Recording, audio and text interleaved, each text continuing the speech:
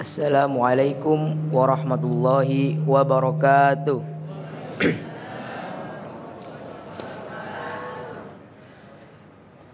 A'udzu billahi minasy syaithanir rajim.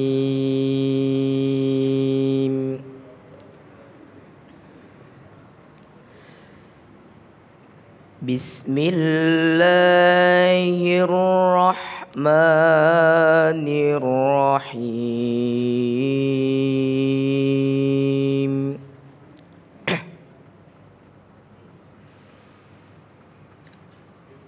Alif Lam Mim.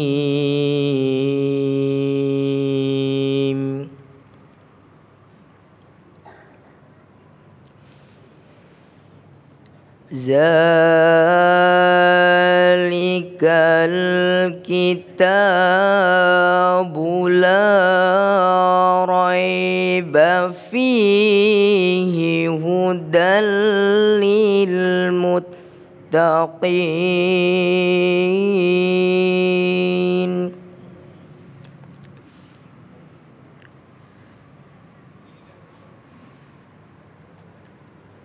Allazina yu'minuna bil ghaibi wa yuqimuna shalah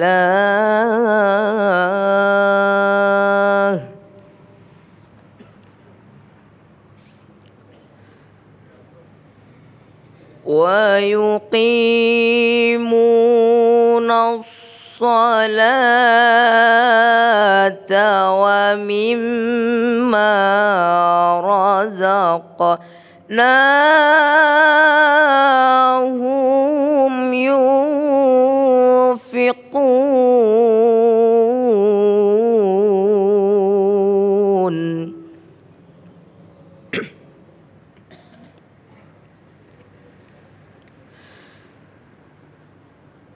Wallazina yu'minuna bima unzila ilaika wa ma unzila min qablik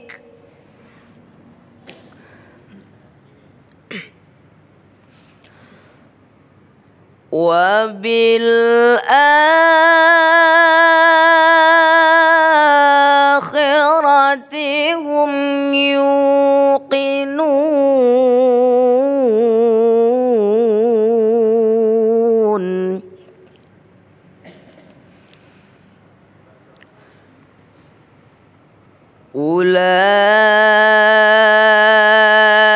Ulaika ala hudam mir rabbihim wa ulaika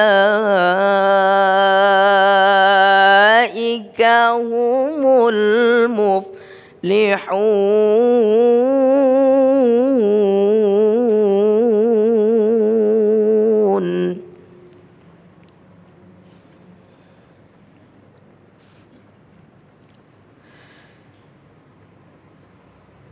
Ulaika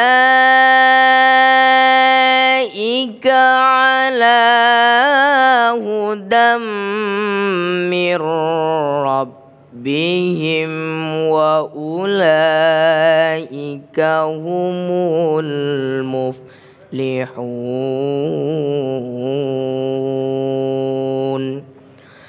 Sadaqallahul azim. Wassalamualaikum warahmatullahi wabarakatuh. Assalamualaikum warahmatullahi wabarakatuh. Alhamdulillahirabbil alamin. Allahumma shalli ala sayyidina Muhammad wa ala ali sayyidina Muhammad. Apa kabar semuanya, Bapak dan Ibu-ibu? Masya Allah.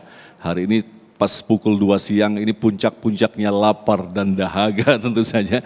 Tetapi wajah kita tetap kita pasang wajah senyum karena ini adalah memang salah satu ujian yang harus kita lampaui yang insya Allah kelak akan melahirkan kita sebagai manusia seperti bayi yang baru lahir tanpa dosa.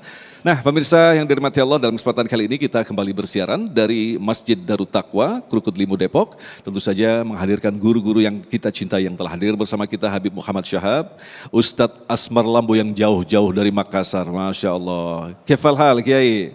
Alhamdulillah. Nah, tema yang menarik sekali yang akan kita bahas dalam kesempatan kali ini berkaitan dengan Al-Quran adalah panduan hidup manusia di dunia. Kita tahu bahwa ketika Allah menurunkan manusia di muka bumi ini untuk hidup dalam waktu yang sementara, Allah pula menurunkan tatanan yang disebut dengan Al-Quran. Inilah tema yang kita angkat dalam kesempatan kali ini, Damai Indonesiaku Spesial Bulan Suci Ramadan yang dipersembahkan oleh Sarung Wadimor, tentu sarung kita. Selamat mengikuti.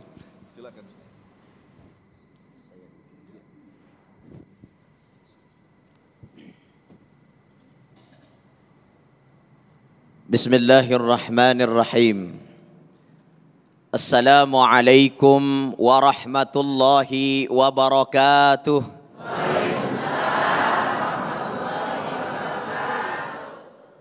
Alhamdulillahilladzi wakafa. Assalatu wassalamu ala nuril mustafa wa ala alihi wa sahbihi wa man tabi'ahum bi ihsanin ila yaumil ma'ad.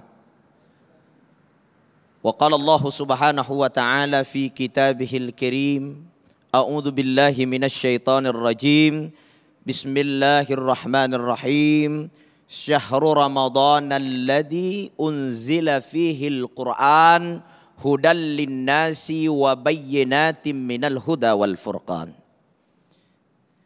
Bapak Ibu dimuliakan Allah, pemirsa Damai Indonesiaku TV One dimanapun berada.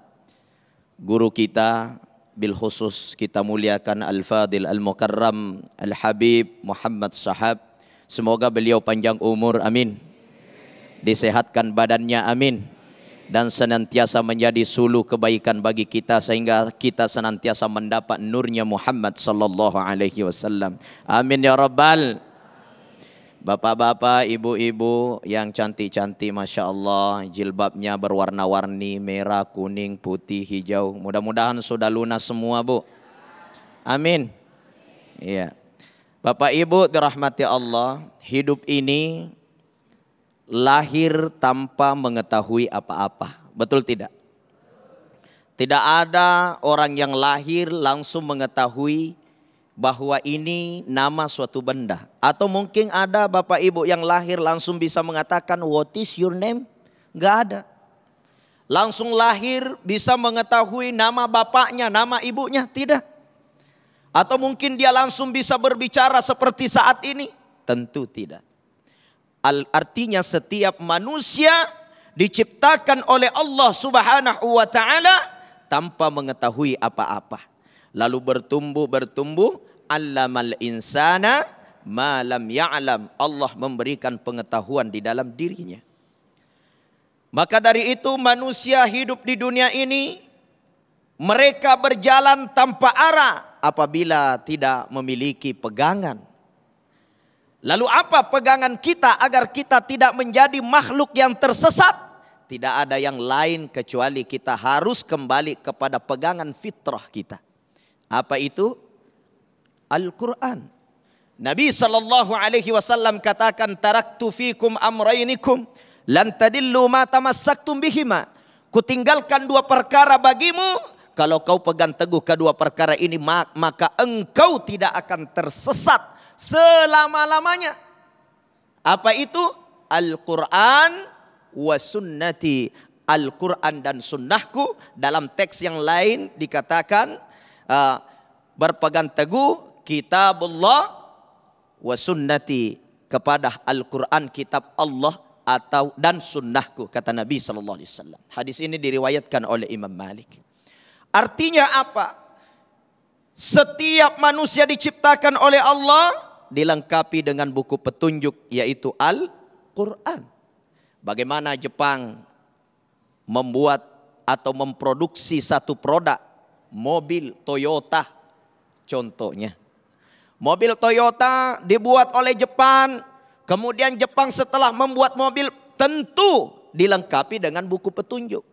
Sekian bulan harus ganti oli. Sekian bulan harus bersihkan saringan udaranya. Harus bersihkan AC-nya. Sekian larinya harus kontrol bagaimana olinya, oli mesinnya, oli remnya. Ya, semua harus diikuti sesuai dengan buku petunjuk penggunaan mobil. Barang siapa yang memakai mobil itu kemudian dia tidak mengikuti buku petunjuk yang telah disediakan, maka dia akan kecelakaan, paling minimal mobilnya cepat rusak. Lalu bagaimana agar mobil kita tidak cepat rusak? Pemirsa dimuliakan Allah, hadirin hadirat yang hadir, maka kita harus mengikuti buku panduan penggunaan mobil yang telah dibuat oleh yang telah memproduksi mobil itu. Maka Allah menciptakan kita di muka bumi ini. Allah mendesain kita. Kita harus mengikuti buku panduan dan petunjuk itu agar kita tidak celaka. Yaitu Al-Quran. Maka di dalam Al-Quran surah Al-Baqarah 185 jelas Allah telah memberikan keterangan kepada kita.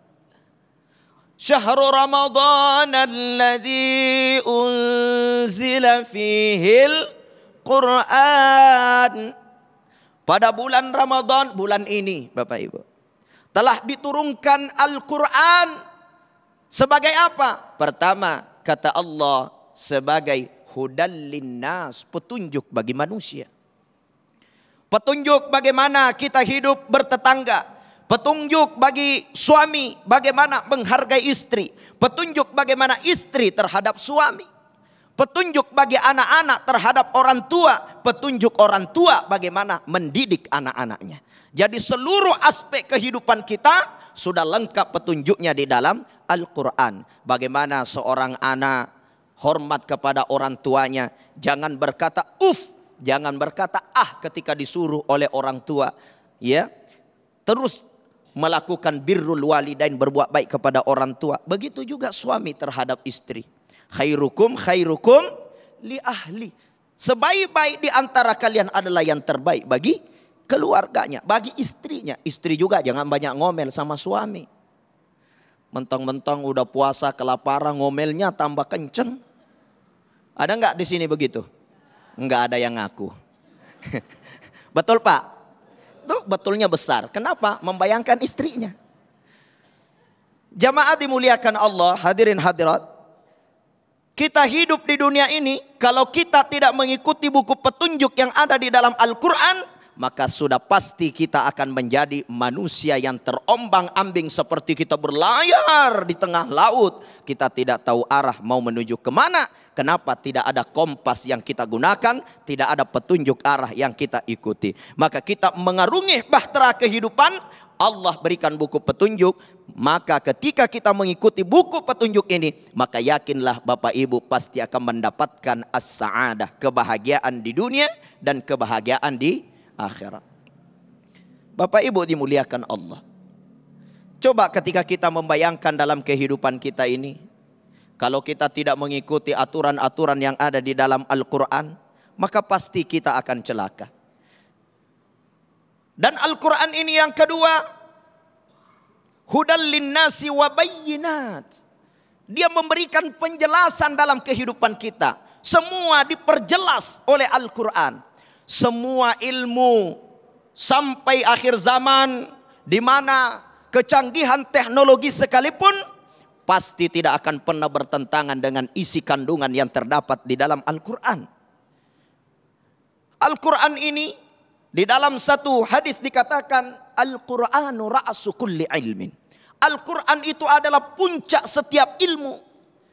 Al-Quran itu intisari semua ilmu. Al-Quran itu kepalanya semua ilmu.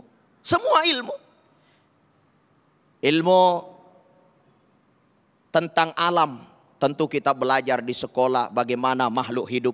Kita belajar bagaimana hewan, bagaimana tumbuhan, bagaimana pepohonan. Bahkan mulai dari bagaimana kelahiran seorang manusia. Dan itu semua intisarinya sudah dijelaskan dalam Al-Quran. Bukankah Al-Quran menjelaskan manusia terlahir dari setetes air mani. Kemudian Allah tiupkan roh 9 bulan dalam kandungan keluar. sudah bisa bicara, bisa melihat, ya. Kemudian ada yang tinggi, ada yang pendek, ada yang pesek, ya. Itu semua sudah dijelaskan dalam Al-Quran. Di dalam Al-Quran tentang ilmu alam dijelaskan. Bagaimana bumi diciptakan, bagaimana gunung ditinggikan, semua sudah dijelaskan dalam Al-Quran. Ya. Alladzi khalaqas samawati wal arda wa ma bainahuma fi sittati ayyamin thumma istawa 'alal 'arsy ma lakum min dunihi min waliyyin wala syafi'in afala tatadzakkarun. Al-Quran menjelaskan bagaimana bumi dihamparkan selama 6 bulan selama 6 hari diproses. 7 lapis langit, 7 lapis bumi, semua sudah dibahas. Sebelum kajian ilmu teknologi hari ini menjelaskan hal itu. Hatta sampai ilmu kehidupan pun disampaikan di dalam Al-Quran. Ala bidzikrillahi tatmainnul qulub. Al-Quran mengajarkan, tidak ada ketenangan bagi setiap jiwa manusia kalau dia tidak ingat kepada Tuhannya. Karena satu-satunya yang bisa menenangkan jiwa, menenangkan hati adalah zikrullah, ingat kepada Allah. Inti ingat kepada Allah, jangan lupa baca Quran, terutama bulan Ramadan. 1 huruf 10 pahala. Bilang alif lam mim, 3 huruf 30 pahala. Bu, banyak baca Qurannya apa banyak ngomelnya Ramadan ini? Tinggal introspeksi diri. Bapak-bapak jangan banyak cerita-cerita di warung kopi tengah malam sampai sudah taraweh, sudah witiran masih cerita. Banyaklah kita baca-baca Quran. Kenapa? Karena Quran ini dia adalah syifa. Wa nunazzilu minal Qur'ani ma huwa syifa'u wa rahmatul lil mu'minin. Di mana Al-Quran diturunkan sebagai syifa, obat bagi kita. Dan Al-Quran petunjuk bagi kita. Al-Quran penjelas bagi kita. Maka ketika berpegang kepada Al-Quran, maka Allah akan kirimkan ketenangan di dunia dan kebahagiaan di akhirat. Assalamualaikum warahmatullahi wabarakatuh. Waalaikumsalam warahmatullahi wabarakatuh. Terima kasih Ustadz Asmar Lambu yang kembali mengingatkan kita bahwa betapa pentingnya kita terus berinteraksi kepada Al-Quran di dalam setiap perjalanan hidup kita. Al-Quran adalah kitab petunjuk. Bagaimanakah melaksanakan petunjuk ini? Allah menurunkan manusia pilihan, manusia yang sempurna yaitu Rasulullah SAW, bahkan disematkan di dalam dirinya sebagai manusia Al-Quran yang berjalan. Lantas bagaimanakah kita semestinya menempatkan Al-Quran di dalam setiap aspek kehidupan kita? Habibana Muhammad Syahab akan membahasnya selepas pertemuan berikut ini bersama kami Damai Nusaku yang dipersembahkan oleh Sarung Wadimor, tentu sarung kita.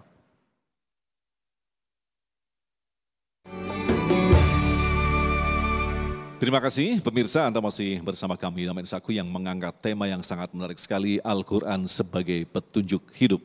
Nah, dalam kesempatan kali ini Habibana Muhammad Syahab akan menjelaskan kepada kita lantas bagaimanakah kita memposisikan Al-Quran sebagai aturan di setiap aspek kehidupan kita. Silakan Habibana.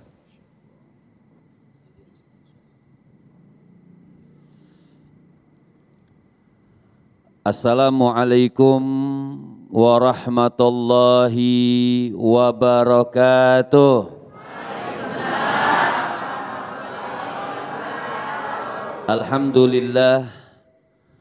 Alhamdulillahilladzi waffaqahu an wa huwal musta'anu wa alihi tuklan. Wassalatu wassalamu ala sayyidi waladi adnan sayyidina Muhammadin al-muallimil akbari wa manba'il ulumi wal irfan wa alihi wa ashabihi alladhina saru ala nahjihi fi nasyil ilmi fi kulli zamanin wa makan salatan wa salaman daimaini bidawami mulki dayyan.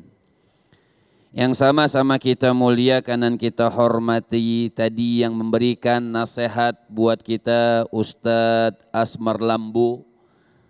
Kita doakan beliau Allah Subhanahu wa ta'ala panjangkan umurnya, sehatkan badannya, dan insya Allah selalu mendapatkan keberkahan dari Allah Subhanahu wa ta'ala. Juga host kita nih Masya Allah, host dunia akhirat, yaitu Mas Agung, kita doakan beliau selalu mendapatkan keberkahan dari Allah Subhanahu wa ta'ala. Tidak terlupa kita pun yang hadir di rumah Allah, baik di rumah masing-masing dimanapun yang mendengarkan ini, mudah-mudahan Allah Subhanahu wa Ta'ala sampaikan semua hajat-hajat kita. Amin amin ya Rabbal. Bu, ya puasa beneran nih. Bu, Pak.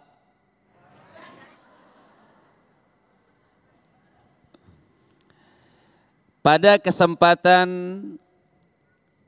siang atau menjelang sore hari ini di bulan yang mulia, di bulan yang agung, bulan yang hebat, bulan yang apa saja kita amalkan semuanya dilipat gandakan pahalanya oleh Allah Subhanahu wa Ta'ala.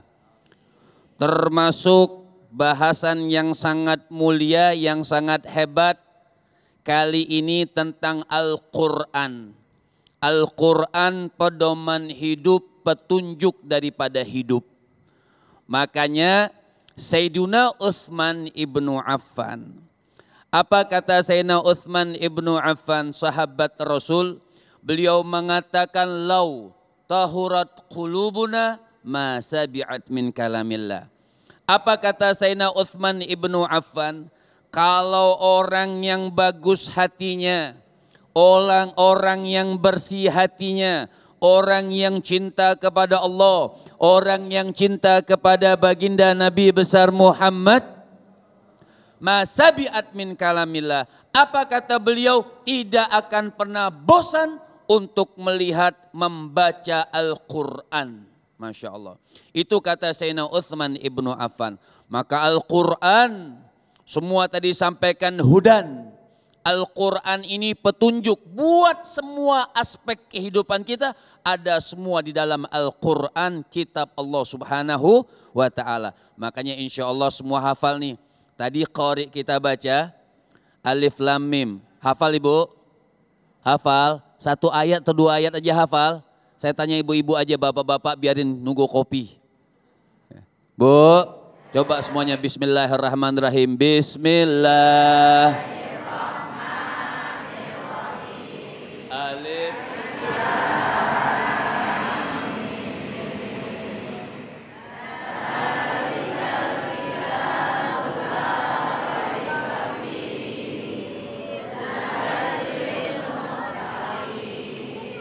Dzalikal kitab.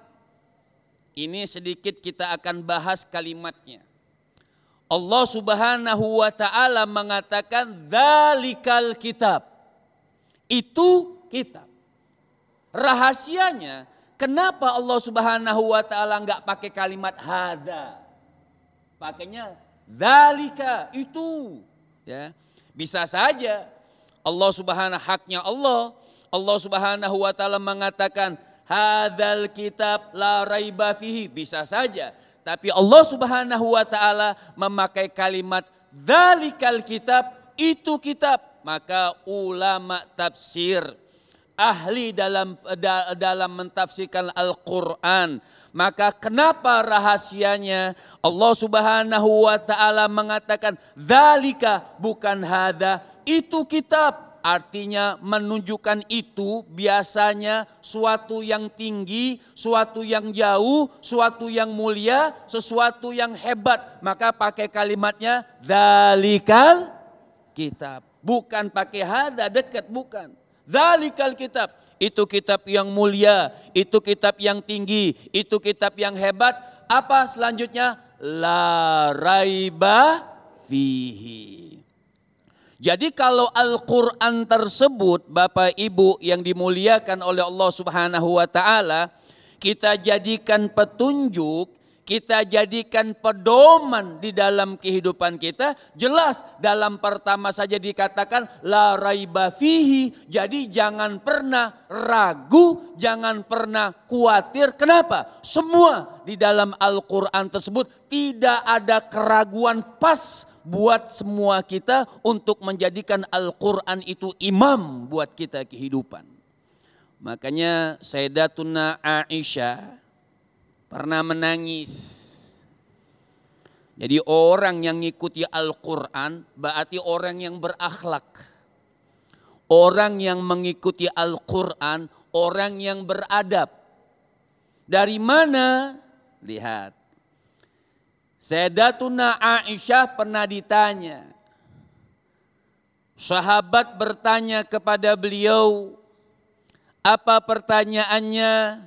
Wahai Ummul Mukminin, tolong, Rasul sudah meninggal dunia. Nabi Muhammad sudah tidak ada.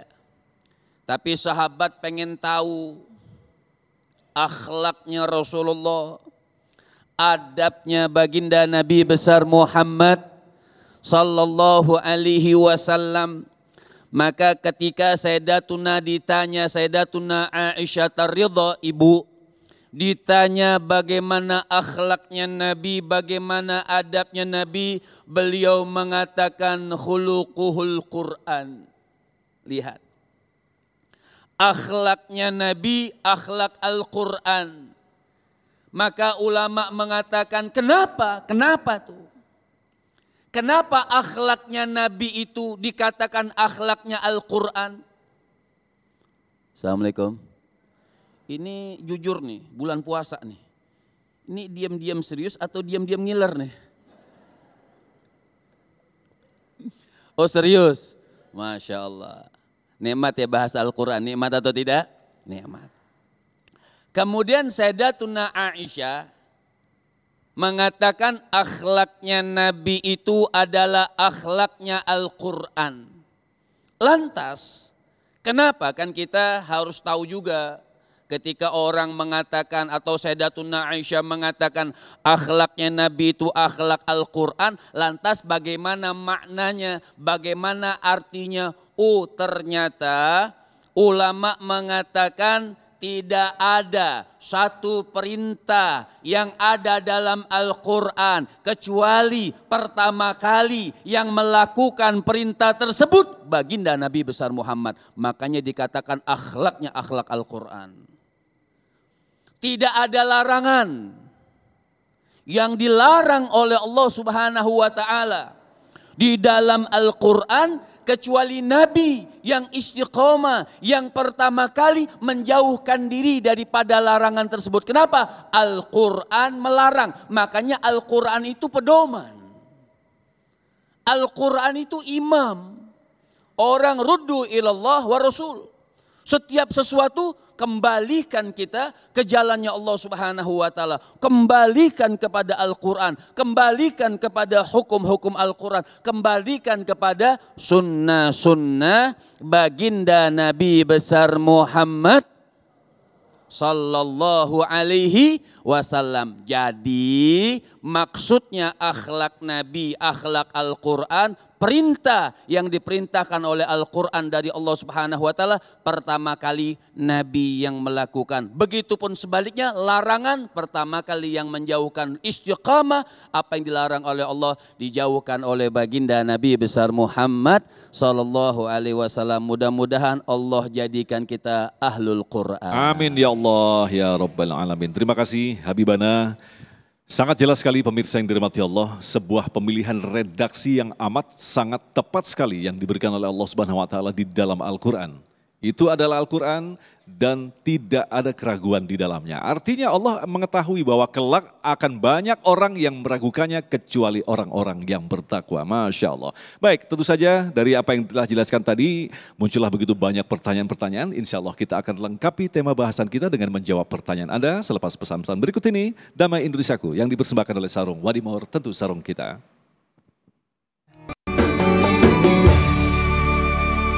Terima kasih pemirsa Anda masih bersama kami Damai Indonesiaku, dan alhamdulillah kita sampai di segmen yang kita nanti-nantikan yaitu segmentasi tanya jawab. Mudah-mudahan tema ini dan sebagai juga jawaban-jawaban dari guru-guru kita akan melengkapi tema yang sangat luar biasa ini.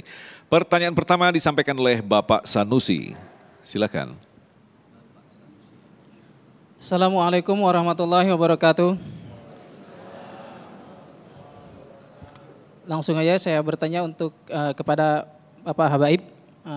Pertanyaan saya ialah ketika terjadi perbedaan atau perbedaan tentang mazhab dan fikih, maka kita disarankan untuk kembali ke Al-Quran. Apa yang itu dimaksud? Baik. Habib. Terima kasih. Baik. Assalamualaikum warahmatullahi wabarakatuh. Waalaikumsalam. Silakan Habibana. Baik, bismillahirrahmanirrahim. Pertanyaan yang bagus, tapi sebelum saya jawab Mas Agung, PD juga pakai ini ya kita. PD juga pakai ini ya. Ganteng, Bib. Jadi kita pun harus memahami, kita nggak bisa ketika ada perbedaan, yang memahami itu adalah ulama. Ketika ada perbedaan dalam satu madhab, ketika dalam perbedaan dalam satu golongan, tentunya ketika perbedaan itu, jadi perbedaan ini bukan suatu permusuhan mestinya, ada perbedaan itu suatu rahmat. Jadi misal perbedaan ini bisa meringankan kita, mungkin perbedaan satu ini atau menyulitkan kita, ada lagi satu perbedaan yang bisa meringankan. Sebenarnya perbedaan itu satu rahmat. Memang ketika ada suatu perbedaan yang cukup rumit, kembalikan kepada Al-Quran. Nah ketika kita mengembalikan kepada Al-Quran, sebenarnya maaf bukan kelas kita, kelas ulama. Karena ketika kita memahami Al-Quran, kita paham gak kepada Al-Qurannya? Kita mengerti gak kepada Al-Qurannya? Berapa ilmu yang harus kita miliki untuk menerjemahkan, untuk mengembalikan diri kepada Al-Quran. Tapi kita alhamdulillah punya para imam seperti Imam Ahmad bin Hambal. Mereka semua kembali kepada Al-Quran dan hadis. Jadi ketika ada perbedaan antara empat ini pasti sudah ada jalan keluarnya yang mereka keluarkan daripada Al-Quran dan hadis. Jadi istilahnya kita ini tinggal taklid saja.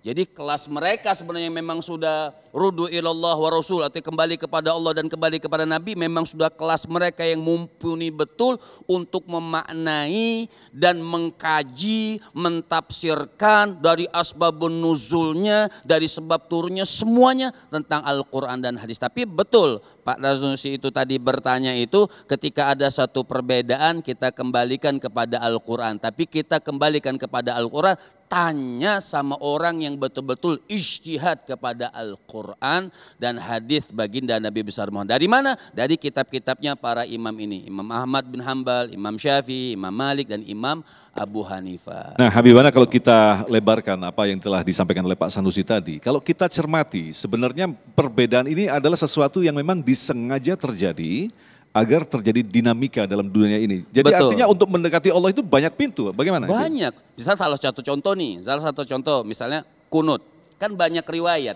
Misalnya dalam riwayat yang A sampai kepada Nabi, orang melihat Nabi sholatnya pakai kunut. Jadi fikih itu enak, rahmat, sebenarnya nggak ada permusuhan sebenarnya. Tidak ada perdamaian.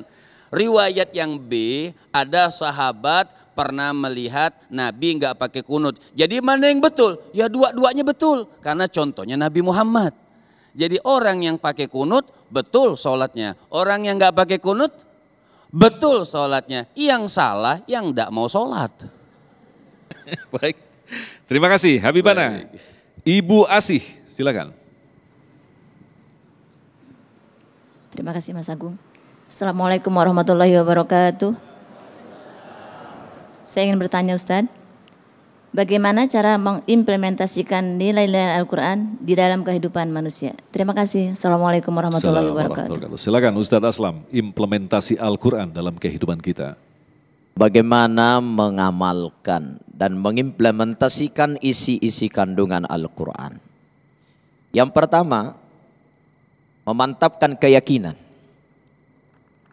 Kita harus yakin bahwa tidak ada keselamatan, tidak ada kebahagiaan, tidak ada keberuntungan kecuali kita ruddu ilallah. Kita kembali kepada Allah. Karena memang begitu ajaran Al-Quran. Wa may yuti'illaha wa rasulahu faqad faza fawzan 'azima. Siapa yang taat dan patuh kepada Allah, maka itulah yang akan mendapatkan keberuntungan, kebahagiaan, keselamatan. Bukan hanya keberuntungan kecil, tapi fawzan 'azima. Keberuntungan yang sangat besar. Jadi memantapkan keyakinan pertama bahwa kebahagiaan, keselamatan, kenikmatan, keberuntungan tidak ada jalannya kecuali kita kembali kepada Al-Quran. Jadi apa aja diajarkan Al-Quran tuh ikuti. Makanya tadi guru kita Habibana mengatakan akhlaknya Rasulullah itu khuluqul Quran, adalah Al-Quran. Semua sudah diajarkan dalam Al-Quran. Maka ketika Al-Quran mengajarkan aqimis shalah, dirikan salat, wajib salat. Wa atuz zakat, keluarkan zakat. Wa anfiqu mimma razaqnakum, keluarkan sebahagian harta kita. Ittaqullah, bertakwalah kepada Allah. Ya, wa ahallallahu al-bai'a wa harramar riba, Allah halalkan jual beli, Allah haramkan riba. Jangan berlaku riba. Jangan tergoda dengan apa yang tertulis di pinggir jalan. Jangan biarkan BPKB Anda menganggur di rumah. Kalau Anda tergoda di situ berarti Anda tidak ruduk kepada Quran. Tapi Anda ruduk kepada iklan promosi yang sebenarnya melanggar Quran. Tren-tren hari ini, iya tren. Akan tetapi kalau laki-laki mulai berpakaian perempuan, perempuan mulai bergaya laki-laki, kan bertentangan ajaran Quran. Ya, tidak ada masalah ikut zaman. Al-insanu ibnuz zaman, kata Imam Ali karramallahu wajhah. Manusia adalah anak zaman, kita ini anak zaman. Tapi jangan lupa, tidak akan pernah kita jumpai kebahagiaan, keberuntungan, keselamatan kecuali kita kembali berpedoman kepada petunjuk kebahagiaan dan keselamatan, yaitu Al-Quran. Kemudian yang kedua, bagaimana agar kita ini bisa mengimplementasikan ajaran-ajaran Al-Quran, di samping kita senantiasa menjadikan keyakinan kita Al-Quran itu sebagai tempat keselamatan. Yang kedua adalah istiqamah, pembiasaan diri. Kalau tidak terbiasa, tidak akan pernah ada pengamalan. Bapak Ibu, kita bisa beramal soleh karena kita membiasakan. Sejak kecil mungkin kita biasa baca Quran, akhirnya sekarang kita bisa baca Quran. Kalau dari sejak dulu kita nggak pernah membiasakan diri baca Quran, hari ini susah baca Quran. Betul tidak Pak? Kalau dari saat ini kita banyak baca koran, maka saat ini pun kita akan terbiasa baca koran. Kenapa? Hidup ini kita butuh pembiasaan. Ya, kemudian yang ketiga atau yang terakhir, doa sama Allah. Tidak akan pernah kita mendapatkan hidayah dari Quran tanpa petunjuk dari Allah Subhanahu wa taala. Karena hidayah adalah milik Allah. Setiap kita punya keinginan, ana uridu wa anta turidu wallahu yaf'alu ma yurid. Saya punya keinginan, Bapak Ibu semua punya keinginan, tapi keinginan Allah jualah yang berlaku dalam kehidupan kita. Saya kira begitu Mas Agung. Nah Ustadz Aslam, kalau kita lebih dalam lagi mencermati, di beberapa negara di Eropa menyatakan diri adalah negara yang tidak perlu Tuhan. Dia hanya menyandarkan akal sebagai parameter untuk menciptakan kebahagiaan. Nah lantas seperti katakan tadi bahwa Al-Quran adalah the ultimate guidance, petunjuk yang sangat jelas. Bagaimanakah menanggapi orang-orang yang menganggap bahwa di dunia itu sudah cukup, gak usah Tuhan, gak usah Al-Quran, kita bisa jalan dan hidup Ustadz. Akal bahagian daripada petunjuk Al-Quran. Al-Quran katakan, afala ta'akilun, kenapa engkau tidak menggunakan pikiranmu?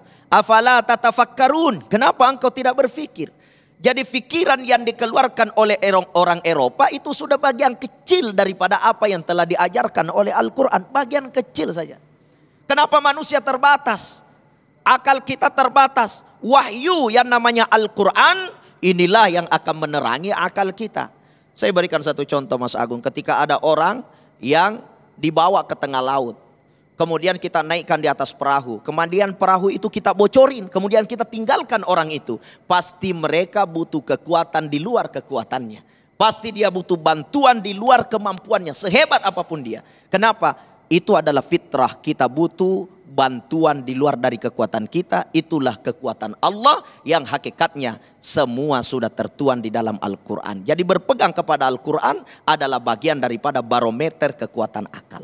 Kalau kita tidak berpegang kepada Al-Quran, akal kita bisa merambah kemana-mana. Kenapa? Tidak mengikuti buku panduan keselamatan yang fitrah bagi kita. Yaitu dari Allah dan wahyu dari Allah Subhanahu Wa Taala. Masya Allah. Habibana, ada yang mau ditambahkan? Intinya Nabi mengatakan ketika Allah Subhanahu wa taala mengatakan manusia itu in lam tastahi fa'mal ma syi'ta. Kalau enggak punya malu, kerjaan apa yang kau inginin. Kau pengen nganggap gak ada Tuhan apa segala macam, kerjakan kalau kau enggak punya malu. Tapi yaumul jaza. Makanya ada hari pembalasan dari Allah Subhanahu wa taala jalla jalaluhu. Bahkan kata Allah, falyaltamis rabban siwai. Falyaltamis rabban siwai, yang tidak sabar dengan qadhaku, tidak mau ada ujianku, tidak mau hidup di dunia menurut aturanku, kata Allah, falyaltamis rabban siwai, cari Tuhan lain, cari bumi yang lain. Ada enggak Tuhan lain atau bumi yang lain selain bumi Allah Subhanahu wa taala? Enggak ada. Keluar dari bumi Allah kalau enggak mau dengan Allah Subhanahu wa taala. Bahkan kelak ketika di pengadilan akhirat mereka sangat menyesal sampai mengatakan ya laitani kuntu turaba. Ya Allah, jadi Masya tanah. Kalau begini nggak usah masuk neraka, mending jadi Qaddamtu tanah. hayati. Ya Allah. Pengen dibalikkan lagi dalam kehidupan sudah tidak bisa, menyesal. Nah sekarang bagaimanakah mengembalikan ke fitrahnya orang-orang yang memiliki pemikiran bahwa tidak perlu Tuhan, tidak perlu kitab dan lain sebagainya. Habibana. Kita cuma tabligh. Yang memberikan taufik hidayah itu adalah Allah. Innaka la tahdiman ahbabta. Allah pernah mengatakan kepada Nabi, engkau tidak akan pernah bisa memberikan hidayah kepada orang yang engkau cintai. Artinya kita berdakwah hanya sebatas menyampaikan, insya Allah sisanya kita serahkan kepada Allah. Mudah-mudahan mereka mendapatkan hidayah dari Allah Subhanahu wa taala. Masya Allah. Baik, selanjutnya dari Bapak Bahrudin. Bapak Bahrudin, silakan mic-nya bisa di-share. Mohon maaf. Kita masih ada waktu. Bismillahirrahmanirrahim. Assalamualaikum warahmatullahi wabarakatuh. Langsung saja berkaitan dengan tema kita pada hari ini adalah Al-Quran sebagai petunjuk manusia. Bagi kita orang-orang yang beriman mungkin sudah tidak meragukan lagi ketika ayat 1 kedua tadi dibacakan. Tapi ada satu hal yang ingin saya tanyakan seperti tadi Mas Agung sudah jelaskan sebetulnya bagaimana karena ini petunjuk manusia itu secara umum gitu ya. Dan ini yang zalikal kitabullah itu kan artinya orang mukmin, orang muslim ya. Dan bagaimana ini di hadapan Allah nanti ketika orang-orang yang lagi ngetren sekarang bilangnya non muslim gitu ya. Padahal Al-Qur'an mengatakan kafir ya. Iya. Mohon penjelasan demikian. Assalamualaikum warahmatullahi wabarakatuh. Baik, silakan Habibana. Masya Allah, pertanyaan yang mungkin tadi kita sudah jawab, tapi saya ingin menyampaikan rumus saja. Orang-orang yang pengen mendapatkan kebahagiaan dunia, juga kebahagiaan akhirat ini umum, kafatin nas, yang beriman ataupun tidak beriman. Pengen bahagia ibu dunia dan akhirat, lakukan 3 hal ini. Dari siapa rumusnya? Langsung dari Allah Subhanahu wa taala. Dari surah apa? Lihat dalam surah Muhammad ayat kedua. Apa kata Allah Subhanahu wa taala? Walladzina amanu wa amilu salihati wa amanu bima nuzila ala Muhammadin wa huwal haqqu min rabbihim kaffara anhum sayiatihim wa aslaha balahum. Apa kata Allah Subhanahu wa taala? Pertama, cukup bagaimana sih orang bisa bahagia di akhirat, bahagia di dunia? Pertama, mereka punya iman. Tapi apakah cukup mereka punya iman? Belum cukup hanya dengan iman, harus dengan amal soleh. Jadi iman harus juga punya amal soleh, baik itu amal soleh yang wajib ataupun amal soleh yang sunnah.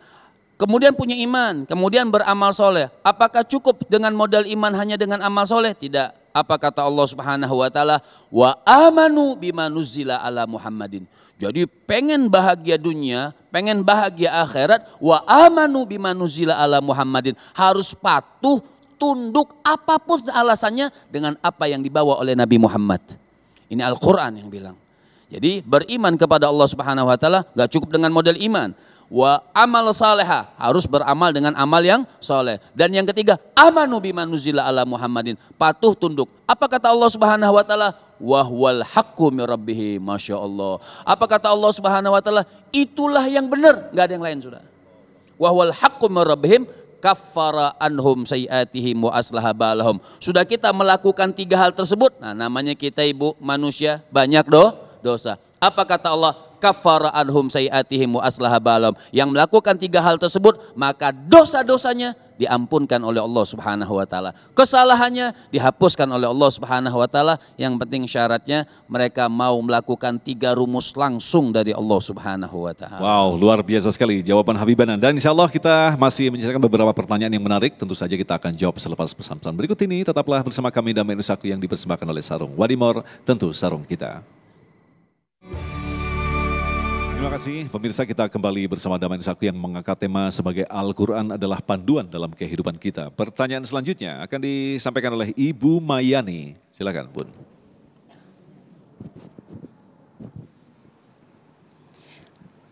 Terima kasih Ustadz atas waktunya. Assalamualaikum warahmatullahi wabarakatuh. Untuk Habibana, saya ingin mengajukan pertanyaan. Di dalam Al-Quran terdapat peraturan-peraturan dan hukum-hukum, contohnya di surat Al-Maidah, tentang hukuman surah Al-Maidah, tentang hukuman bagi pencuri, yaitu dipotong tangannya. bagi negara yang tidak mengikuti peraturan itu, apakah kita termasuk golongan-golongan yang berdosa? Terima kasih. Assalamualaikum warahmatullahi wabarakatuh. Pertanyaan menarik dan pertanyaan yang berbahaya ini. Hukum potong tangan kalau kita tidak melaksanakannya. Ya, qisas namanya, qisas kan, artinya ini bisa hanya dilakukan dalam hukum fikih. Jadi kita nggak dosa.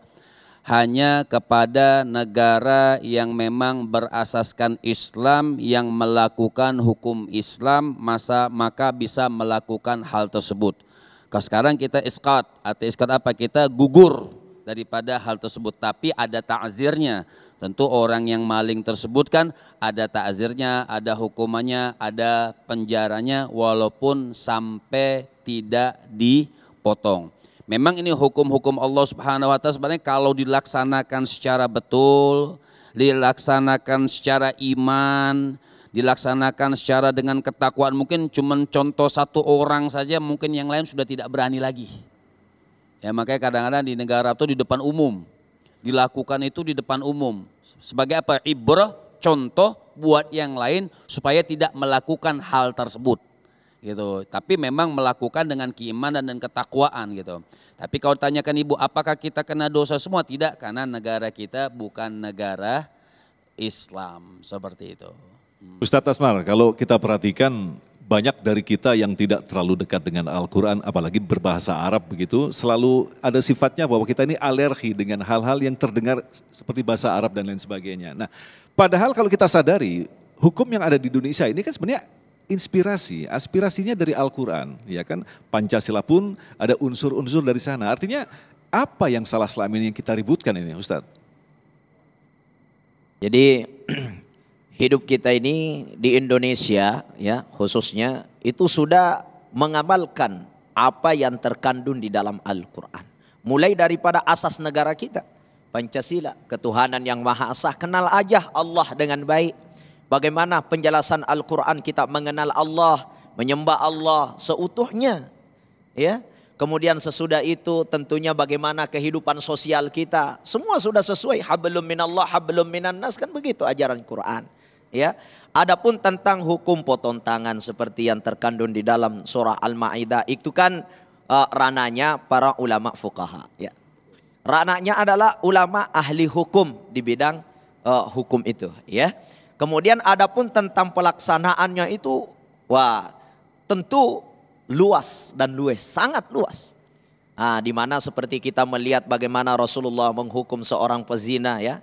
Kita bisa baca di dalam kitab Al-Anshir Al-Muwajibatu li Mahabbatillah.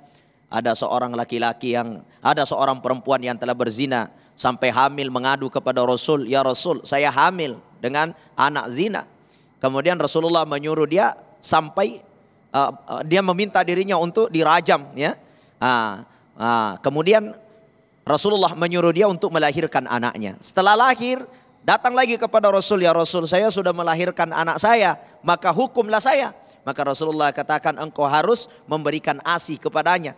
Setelah itu disuruh memberi makan kepadanya, disuruh memberi pendidikan kepadanya, sampai hatta perempuan ini meninggal dunia, dia tidak pernah dihukum mati oleh Rasulullah Sallallahu Alaihi Wasallam. Jadi ketika kita menelusuri bagaimana hukum-hukum yang diterapkan oleh Rasulullah, ya tentu itu melalui berbagai pertimbangan. Bisa kita lihat lagi, ada seorang Arab Badui datang kencing di sudut masjid, sudut depan tempat imam. Kemudian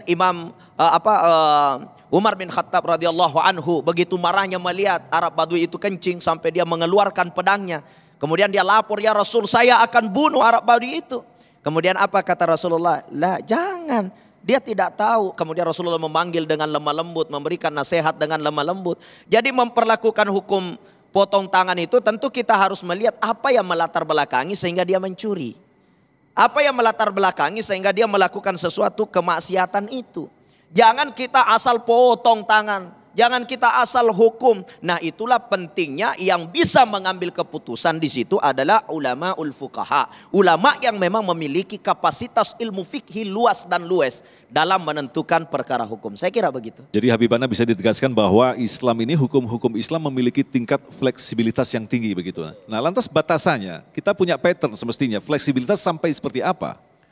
Artinya kan di sini masih ada kata taubat.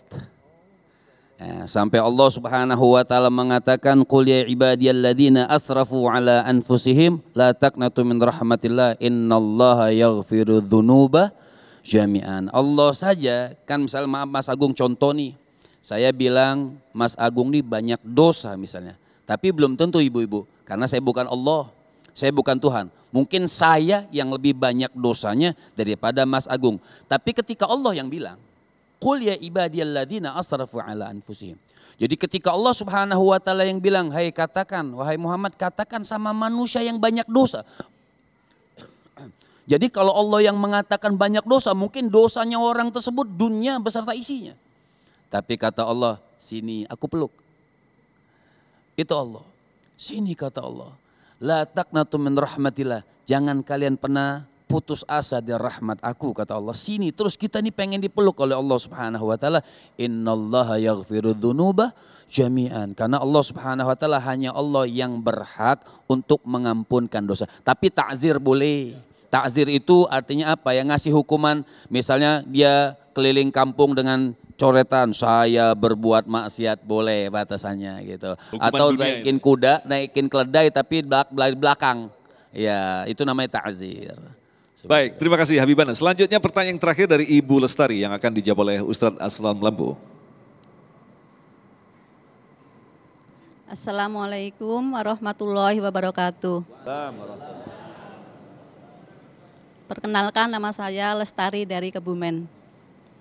Pak Ustadz, maaf mau tanya, apa saja kiat-kiat mendapatkan malam Lailatul Qadar? Dan mengapa malam Lailatul Qadar itu datangnya setiap tanggal-tanggal ganjil? Wow, Terima ini pertanyaan kasih. bagus sekali ini. Baik, terima kasih. Silakan Ustadz Asmal. Ya, Masya Allah ya. Bagaimana kiat-kiat agar kita bisa mendapatkan Lailatul Qadar? Istiqamah. Dari awal Ramadan kita memperbanyak melaksanakan ibadah. Di malamnya kita qiyamul lail ya. Man qama ramadhana imanan wa ihtisaban ghufira lahu ma taqaddama min zambi. Keistiqomahan kita sampai di pertengahan Ramadan. Sekarang kita udah berada di pertengahan Ramadan. Sampai akhir kita tidak ada tinggalkan. Insya Allah nilai Lailatul Qadar itu ada untuk kita. Jangan kita menunggu Lailatul Qadar hanya malam ganjilnya yang dilaksanakan.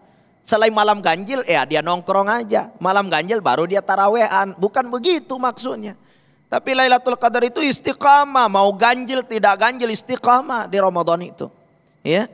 Kemudian yang kedua, ya tentu ikthiru bitilawatil Quran. Itu petunjuk dari Imam Al-Ghazali. Harus memperbanyak membaca Quran. Baca Quran. Makanya di bulan Ramadan itu kita diperintahkan untuk senantiasa tamatkan Al-Quran, khatamkan Al-Quran. Kenapa? Itu salah satu alamat bagaimana kita mudah dapatkan Lailatul Qadar. Kemudian tazkiyatun nafs, kesucian batin. Lailatul Qadar tidak akan datang kecuali bagi orang yang memiliki hati yang suci. Qad aflaha man zakkaha wa qad khaba man dassaha. Keberuntungan bagi orang yang mensucikan hatinya, celaka orang yang kotor hatinya. Jadi kesucian hati itulah yang akan mengantarkan kita mendapatkan karomah. Salah satu karomah yang Allah berikan kepada seorang hamba adalah apabila dia mendapatkan keagungan Lailatul Qadar.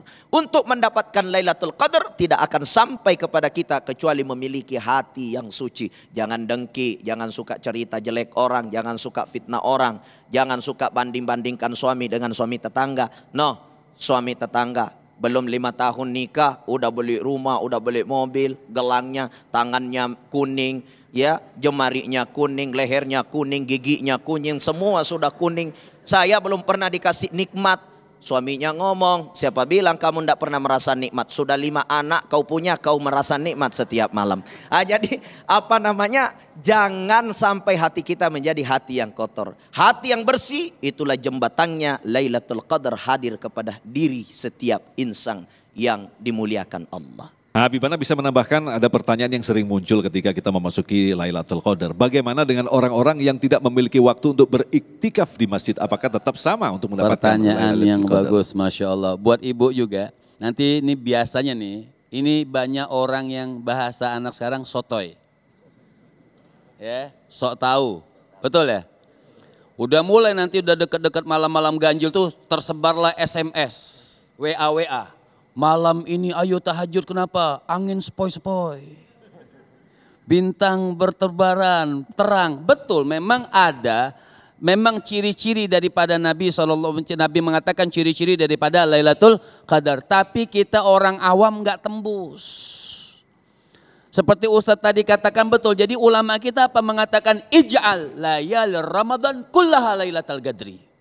Makanya ulama mengatakan jadikan setiap malam buat kita tuh malam Lailatul Qadar. Jadi mau di masjid atau tidak di masjid, mau etikaf atau tidak etikaf, kita bisa sholat berjamaah saja di rumah sama keluarga, itu sudah namanya malam menghidupkan malam Lailatul Qadar. Jadi ij'al layal Ramadan, jadikan setiap malam bulan Ramadan buat kita nih adalah malam itu, setiap malam Lailatul Qadar. Jadi nggak milih tadi katakan malam genap turu. Ya, malam genap dia tidur, malam ganjil bangun, kan kita nggak tahu. Kalau Allah keluarkan malam kedua, malam ketiga, kita nggak ada yang tahu. Itu rahasianya Allah Subhanahu Wa Taala. Nah, rahasianya apa? Kuncinya nanti ketika kita meninggal dunia, tahu ataupun tidak tahu, pasti Allah berikan kita pahala 1000 bulan. Oh, baik, terima kasih Babana. Kita akan lanjutkan lagi untuk mendengarkan kesimpulan tema bahasan kita selepas pesan berikut ini. Damai Indonesiaku. Baik pemirsa, tanpa terasa kita ada di penghujung acara ini. Sebelum kita berpamitan, kita akan dengarkan dulu kesimpulan dari masing-masing guru kita, diawali dari Habibana. Silakan. Bismillahirrahmanirrahim. Ada perkataan indah yang mengatakan alaikum bimujalasatil ulama wastima'i kalamil hukama fa innallaha yuhyil qalbal maita binuril hikmah kama yuhyil ardal maitata bima'il matar. Buat kita nih sangat sekali dianjurkan duduk sama ulama, duduk sama orang-orang soleh yang mengingatkan kita tentang Allah, tentang Rasul, tentang Al-Quran sebagai pedoman kita. Dari mana kita dapat? Kita dapat itu di pasar? Tidak. Alaikum bimujalasatul ulama. Kita dapat itu semua di kumpul sama ulama. Agar kenapa? Yuhyil qalbal maita binuril hikmah. Dengan sebab kita duduk dengan mereka, mendengarkan wejangan mereka, Allah Subhanahu wa Ta'ala akan menghidupkan hati kita yang gelap, hati kita yang kotor, yang tandus, sebagaimana Allah yuhyil ardal maitata bima'il matar, sebagaimana Allah menghidupkan tanah yang tandus dengan air hujannya. Masya Allah. Jadi duduk kita sama ulama-ulama, mudah-mudahan Allah Subhanahu wa Ta'ala selalu hidupkan hati kita di mana orang-orang dimatikan hatinya oleh Allah Subhanahu wa Ta'ala. Amin ya rabbal alamin. Silakan Ustadz Asmar Lambu. Rasulullah sallallahu alaihi wasallam bersabda, "Matsalul ladzi yazkuru rabbahu wal ladzi la yazkuru rabbahu kamatsalil hayyi wal mayyiti." Permisalan orang yang berzikir dengan orang yang tidak berzikir, permisalan orang yang membaca Quran dengan orang yang tidak membaca Quran, kamatsalil hayyi wal mayyiti, seperti orang hidup dan orang mati. Jadi kalau kita ingin menjadi orang hidup, baca Quran, tapi kalau kita mau hidup tapi dianggap mati oleh Allah, jauh dari Quran. Jadi dekat dengan Al-Quran, memperbanyak berzikir, mengingat Allah Subhanahu wa Ta'ala, itu adalah mediasi sebagai hamba yang hidup di sisi Allah. Meskipun kita hidup di dunia ini dalam keadaan apapun, selama kita dalam keadaan zikir, selama kita dekat dengan Quran, maka kita tercatat mulia di sisi Allah. Kenapa? Dianggap hidup di sisi Allah. Tapi kalau tidak ingat Allah, tidak zikir, tidak baca Quran, maka kita adalah orang yang mati yang berjalan di muka bumi ini. Terima kasih Habibana, Ustadz Aslam yang telah berbagi ilmu yang sangat luar biasa sekali. Insya Allah ini akan memberikan manfaat bagi kita, sekaligus menjadi santapan rohani bagi kita, khususnya di bulan suci Ramadan, bulan Al-Quran. Dan jangan sampai kita melupakan bulan yang sangat istimewa ini. Siapa tahu tahun depan kita belum tentu dipertemukan kembali dengan bulan suci Ramadan. Tetaplah bersama kami, Damai Indonesiaku. Demikian pemirsa yang dirahmati Allah, Damai Nusaku untuk hari ini, dan insya Allah besok di Jumat 7 April kami akan hadir dari Masjid Al-Muhajirin Teratai Putih Global Islamic School Bekasi dengan penceramah Gus Hayat dan Kiai Haji Abah Raud Bahar. Agung Izul Haq dan kerabat kerja yang bertugas serta pendukung acara ini Sarung Wadimor tentu Sarung kita mengucapkan terima kasih atas perhatian Anda. Assalamualaikum warahmatullahi wabarakatuh. Bismillahirrahmanirrahim. Alhamdulillahirabbil alamin. Allahumma salli wa sallim ala sayyidina Muhammadin wa ala ali sayyidina Muhammad salatan taghfiru biha dhunubana wa dhunuba abaina mahatina ya alima sirrina wa ala niyatina wa ala alihi wasallam. Radiyallahu ta'ala ashabi sayyidina Rasulillahi ajmain. Allahumma arhamna bil Qur'an. Allahumma arhamna bil Qur'an. Allahumma arhamna bil Qur'an. Ya Allah, tanamkan di hati kami, keluarga kami, kaum muslimin, muslimat, manusia semuanya. Ya Allah, cinta kepada ayat-ayat-Mu, senang kepada ayat-ayat-Mu, dan sinari kami semua ya Allah melalui ayat-ayat Al-Quran berahmatika ya arhamar rahimin. Rabbana atina fid dunya hasanah wa fil akhirati hasanah wa qina adzabannar. Wa sallallahu ala sayyidina Muhammadin wa ala alihi wasallam walhamdulillahi rabbil alamin.